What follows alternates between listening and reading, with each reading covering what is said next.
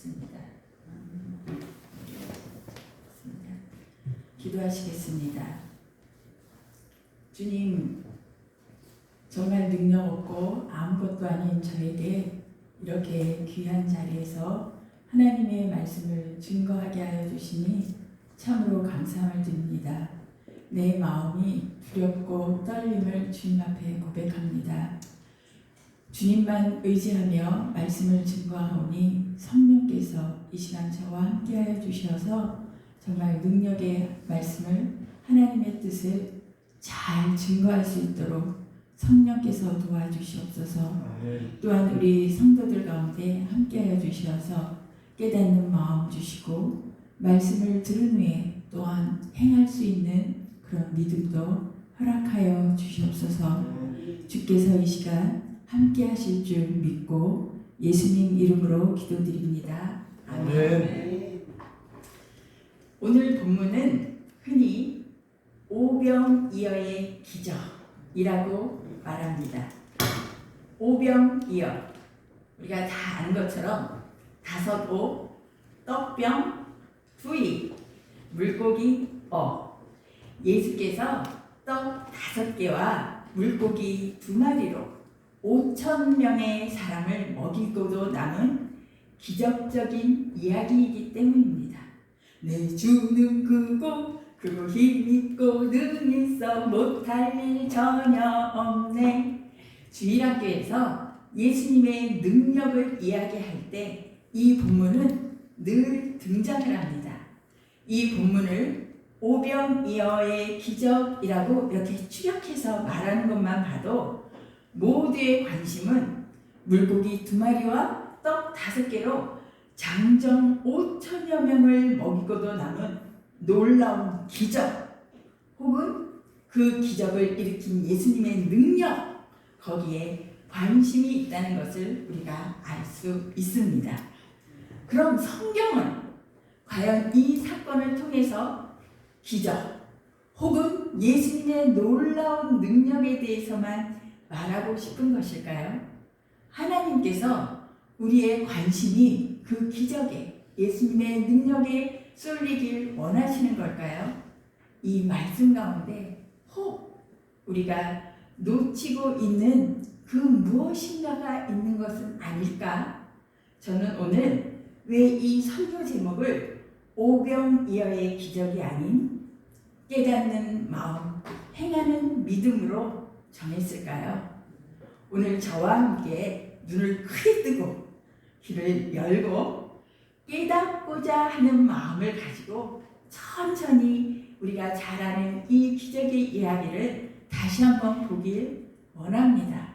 사실 저는 이 이야기를 재밌게 잘 이끌어가고 여러분들이 마음속에 상상이 확 펼쳐지도록 예배 PPT에 그림을 이만큼을 넣어서 어제 하루 종일 준비를 했었습니다. 그리고 오늘 아침에 와서 준비하다가 싹 지워버렸습니다. 왜냐하면 PPT를 넘기다 보니 저도 말씀에 집중이 안 되고 여러분도 오히려 그림이 집중이 될 것 같아서 싹 지워버렸습니다. 오로지 말씀에 의존해서 가려갑니다. 그러니 여러분도 마음을 활짝 여시고 말씀을 다시 한번 잘 살펴볼 때에 그 역사의 현장 속으로 들어가셔서 상상을 하면서 말씀을 들으셨으면 좋겠습니다. 자, 그럼 우리 예수님 당시 그 역사의 현장으로 들어가 볼까요? 성경 속으로 고고! 자, 오늘 이 사건은 이렇게 시작됩니다. 30절에 보니까 사도들이 예수께 모여 자기들의 행한 것과 가르친 것을 낱낱이 고하니 제자들이 흩어져 있다가 다시 모여서 예수께 자신들의 행한 일을 보고하는 시간인 것입니다. 오늘 본문 앞 마가복음 6장 7절에서 12절을 보면 예수께서 제자들을 둘씩 짝지어 보내신 이야기가 나옵니다. 그동안 제자들은 먹을 것도 가지고 가지 않고 굶주린 상태에서 사람들이 주면 먹고 아니면 굶고 그런 가운데 회개하라 이렇게 외치기도 하고 병자들을 고치기도 하고 그야말로 빡세게 사역을 하고 돌아와서 이제 예수님께 그동안의 일을 보고합니다. 아마도 잘은 모르지만 분명히 제자들의 몸은 피곤한 상태일 것입니다. 영육이 소진되었을 것입니다. 쉬고 싶은 마음이 간절했을 것입니다. 그런데 안타깝게도 주변 상황은 실망하지 않았습니다. 31절 하반절에 보니까 오고 가는 사람이 많아 음식 먹을 겨를도 없습니다. 에고, 제자들은 좀 쉬고 싶었을 텐데 오고 가는 사람이 너무 많아서 무언가를 먹을 겨를조차 없었다고 합니다. 이때 예수님은 쉬고 싶은 제자들의 마음을 아신 것 같습니다. 31절 상반절이니까 너희는 따로 한적한 곳에 가서 잠깐 쉬어라. 역시 제자들의 마음을 예수님이 헤아리십니다. 요즘 말로 애들이들 하는 말로 공감 능력 짱. 자, 이제 예수님이 배를 타고 한적한 곳으로 갑니다.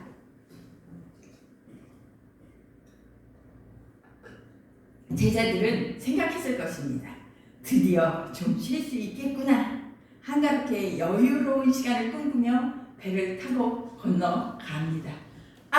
그런데 이들을 지켜보는 이들이 있었으니 33절에 보니까 그들이 가는 것을 보고 많은 사람이 그들인 줄, 예수님과 제자인 줄 안지라 모든 고을로부터 도보로 걸어서 그곳에 달려와 그들보다 먼저 갔더라.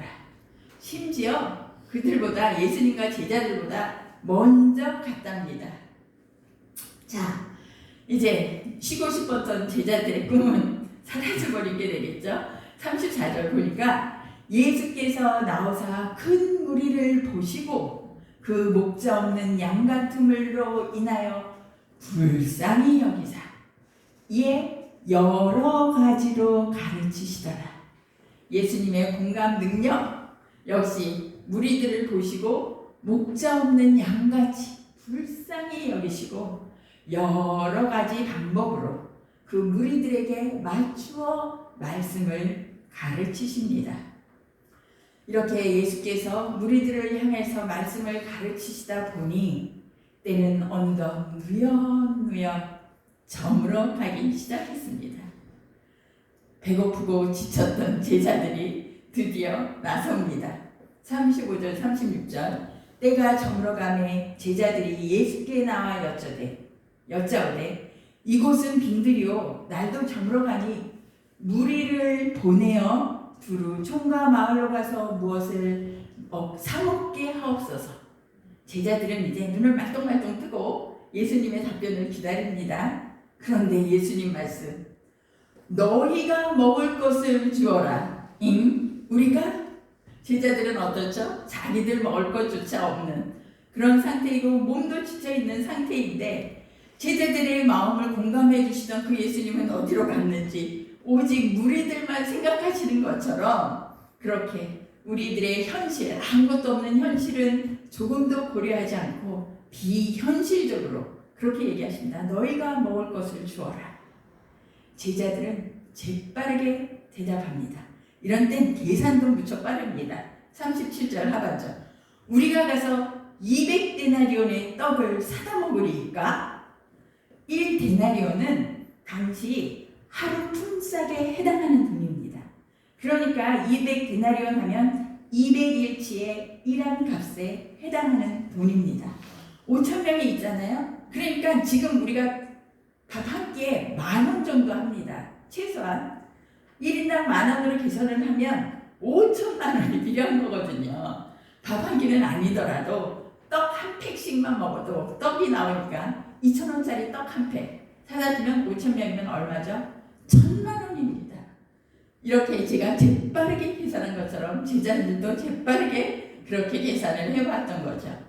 그런데 예수님은 태연하게 말씀하십니다. 38절 너희에게 떡 몇 개나 있는지 가서 보라.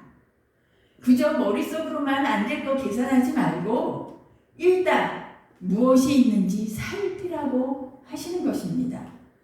몸도 피곤하고 답도 안 나올 것 같지만 그래도 제자들은 예수께서 너에게 몇 개나 있는지 가서 보라 하고 하시는 그 말씀에 순종하여서 알아봅니다. 38절 하반절 가서 알아보라 하시니 알아보고 이르되 가서 살펴보니까 떡 5개와 물고기 2마리가 있었습니다. 오늘 본문에는 없지만 요한복음에도 이 말씀이 나오는데 이 말씀을 보면 그나마 이 물고기 2마리와 떡 5개도 어떤 한 소년이 가지고 있었던 것입니다. 이 5,000명의 사람들 가운데 딱 이 소년만 그 도시락을 준비해 왔을까요? 아마도 제 생각에는 이 먹을 것을 찾는 제자들을 보고 누군가는 아니 내가 가지고 있는 이 도시락을 뺏기는 거 아니야? 이렇게 생각하면서 두근거리는 마음으로 도시락을 허리춤에 이렇게 쓱 오히려 감춰 놓는 이가 있었을지도 모르겠습니다. 또 어떤 이는 이 도시락 나는 먹을까 말까 이렇게 망설이는 이도 있었을 것입니다. 그리고 어떤 이는 에이 이 내 작은 도시락에 무슨 소용이 있겠어 나대지 마라 가만히 있자 이렇게 생각하는 사람도 있었을 것입니다. 그렇게 모두가 각자의 생각대로 자신들이 가지고 있는 것을 내놓지 못하고 있을 때 한 소년이 망설임 없이 저에게 도시락 있어요 하면서 내민 것 그것이 바로 떡 5개와 물고기 2마리인 것입니다.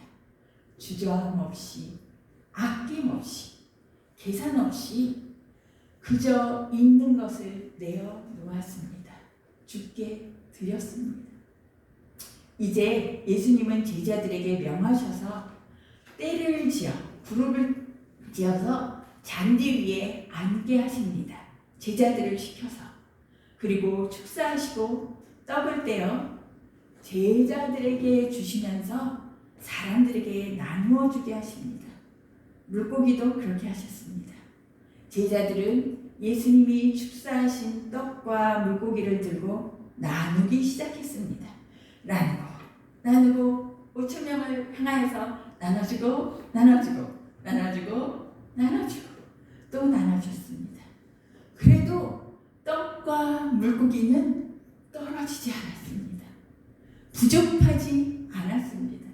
부족하기는커녕 42절 43절에 보니 다 배불리 먹고 남은 떡 조각과 물고기를 12바구니에 차게 거두니 우와 내 주는 크고 힘 있고 능 있어 못할 일 전혀 없네. 우리가 아는 마침내 그 오병이어의 기적이 일어난 것입니다.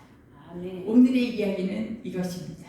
그런데 우리는 지금까지 우리가 이미 다 알고 있는 것 그 오병이어의 기적의 이야기 잘 살펴봤습니다. 그런데 오늘 우리는 이것을 자세히 살펴보면서 예수님에 대해 깨닫게 된 것이 있습니다. 혹 눈치채셨나요? 자, 말씀을 잘 떠오르시면서 깨닫게 된 것을 봅시다. 첫째, 예수님은 제자들의 마음을 잘 헤아려 주셨습니다. 제자들이 피곤한 것을 아시고 한적한 곳을 찾아 배를 타고 떠나셨거든요. 예수님은 첫 번째, 제자들의 마음을 잘 헤아려 주셨어요. 두 번째, 예수님은 무리들의 필요를 아셨습니다. 목자 없는 양 같은 무리들에게 그들을 불쌍히 여기시고 말씀을 여러 가지 방법으로 가르치셨습니다. 그리고 그들의 배고픔도 채워주십니다. 예수님은 우리들의 필요를 알고 채워주십니다. 셋째, 예수님은 못하실 일이 전혀 없으신 능력의 주님인 것입니다. 우리는 이렇게 세 가지를 일단 깨달았습니다. 그러면 우리가 이렇게 깨달았으면 우리 큐티 할 때처럼 어떻게 해야 되죠? 나에게 한번 적용해 봐야겠죠? 제자들의 마음을 헤아리시는 예수님은 내 마음도 잘 헤아려 주십니다. 내가 피곤한 거, 내 마음이 짜증나 있는 거, 미워하는 마음이 내 마음에 가득한 거, 그렇지만 때론 착한 조금의 그런 내 마음도 있다는 거, 그리고 옳은 일을 하려고 애써보는 그런 마음이 있는 것도 예수님은 나의 마음을 이렇게 다 헤아리고 계신다는 것입니다. 그리고 무리들을 불쌍히 여기시고 그들을 필요를 아시는 주님께서 나의 필요도 아십니다. 나를 불쌍히 여기고 계십니다.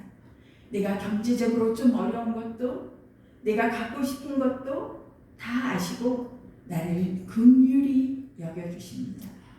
그리고 내게 이러한 것들을 해결할 능력이 없는 것도 주님은 아십니다. 그렇지만 예수님은 그것을 해결할 능력이 있으십니다. 와, 그러니 나의 마음을 아시는 주님께 내 마음을 아뢰고 내 필요를 말하면, 기도하면 주님께서 해결해 주신다는 것입니다. 아멘. 그런데 우리가 놓친 사실이 하나 또 있습니다.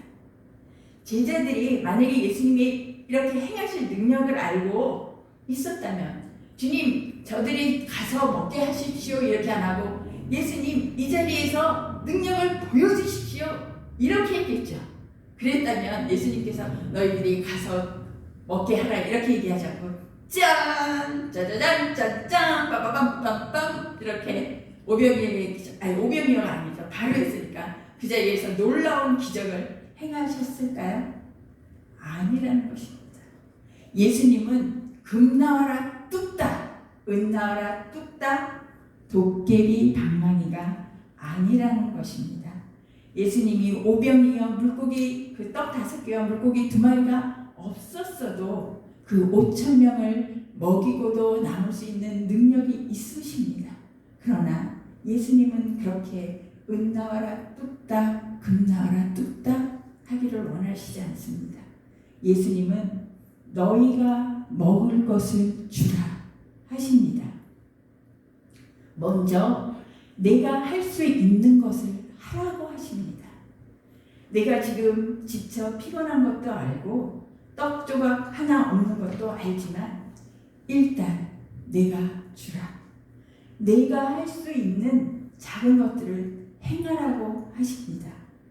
내게 있는 작은 도시락, 보리떡 5개, 물고기 2마리를 내어 놓을 때, 그것이 겨우 작은 것이지만 예수께서 나누어 주라고 하실 때, 나누어 주기 시작할 때, 믿음으로 행할 때 그 기적은 일어났습니다.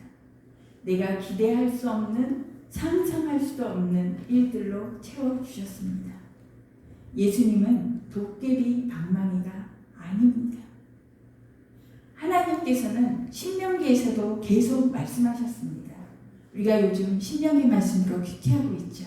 보면 너희가 내 말을 지켜 행하면, 너희가 나를 섬기면 복을 주실 거라고 거듭거듭 약속하십니다. 금요일 날 본 신명기 30장 11절에 그것은 지켜 행하는 것은 어려운 것도 먼 것도 아니라고 그렇게 말씀하셨습니다.